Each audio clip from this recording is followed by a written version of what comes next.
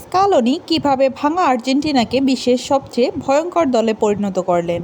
স্কালোনেতার আসল গল্প। আর্জেন্টিনা যেন একটা ভেঙে পড়া সাম্রাজ্য। বিশ্বকাপে অপমান, ড্রেসিং রুমে বিভক্তি, মেসির ভবিষ্যৎ নিয়ে অনিশ্চয়তা। আর ঠিক তখনই সবাইকে অবাক করে এমন একজন কোচ সামনে এলো, যাকে সবাই বলেছিল এত বড় দলের দায়িত্ব সামলানোর যোগ্যই নয়। আর আজ সেই মানুষটার নাম সবাই জানে, স্কালোনি। কিভাবে তিনি মাত্র কয়েক বছরে আর্জেন্টিনাকে বদলে দিলেন। আজকের ভিডিওতে জানবেন স্কালোনেতা এর জন্মের পুরো গল্প। সব কিছুর শুরু 2018 বিশ্বকাপের পর। আর্জেন্টিনা ছিল বিশৃঙ্খল। কেউ জানতো না সামনে কি হবে।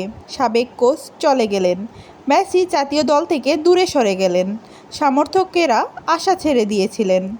এমন সময় দায়িত্ব পেলেন সাবেক ডিফেন্ডার লিওনেল স্কালোনি। অভিজ্ঞতা প্রায় নেই, বড় ক্লাব কোচিং কোনোটাই নেই।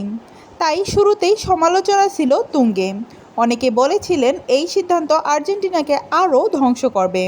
কিন্তু স্কালোনি জানতেন বড় বড় কথা নয়, দলকে বদলাতে হবে ভিতর থেকে।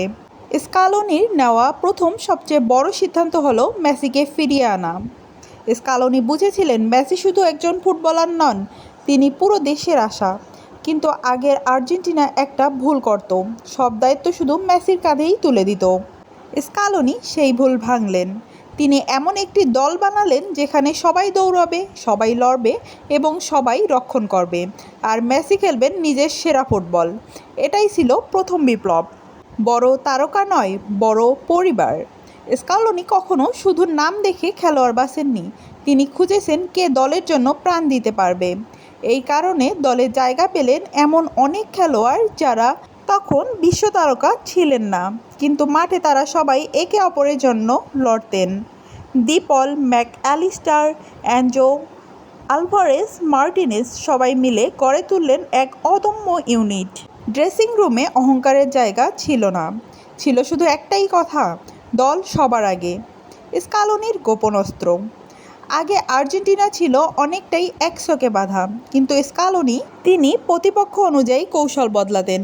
কখনো 4-3-3, কখনো 4-4-2, কখনো ডায়মন্ড মিডফিল্ড, আবার কখনো রক্ষণাত্মক ব্লক। তিনি বুঝতেন একটা সিস্টেম সব ম্যাচে কাজ করে না, প্রতিপক্ষ বদলালে পরিকল্পনাও বদলাতে হবে। এই নমনীয়তাই আর্জেন্টিনাকে করে তুলেছে এত কঠিন প্রতিপক্ষ। হার থেকেই জন্ম নিল কিংবদন্তি।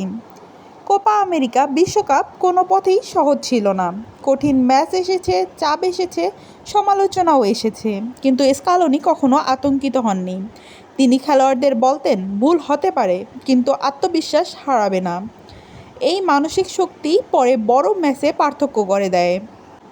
বিশ্বজয়ের গল্প, এরপর ইতিহাস। কোপা আমেরিকা, ফিনালিসিমা, বিশ্বকাপ, আবার কোপা আমেরিকা।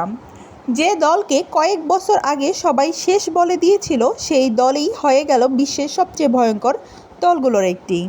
এবার আসা যাক সেই প্রশ্নে, কেন স্কালোনির আর্জেন্টিনা এত শক্তিশালী? কারণ এই দল শুধু মেসির উপর নির্ভর করে না, মেসি না খেললেও পরিকল্পনা থাকে।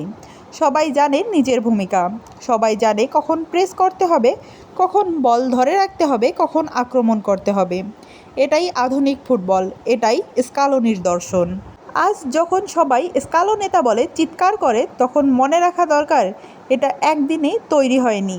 এটার পিছনে আছে হাজার সমালোচনা, অসংখ্য কঠিন সিদ্ধান্ত আর একজন শান্ত ধৈর্যশীল কোচের বিশ্বাস। হয়তো ইতিহাস একদিন বলবে মেসি ছিলেন আর্জেন্টিনার সর্বকালের সেরা ফুটবলার, কিন্তু সেই মেসির স্বপ্নকে বাস্তবে রূপ দিয়েছিলেন লিওনেল স্কালোনি। আপনার মতে স্কালোনি কি আর্জেন্টিনার ইতিহাসের সবচেয়ে সর্বকালের সেরা কোচ হতে পারে? কমেন্টে অবশ্যই আপনার মতামত জানান এবং ভিডিওটি ভালো লাগলে লাইক, শেয়ার এবং সাবস্ক্রাইব করতে ভুলবেন না। ধন্যবাদ।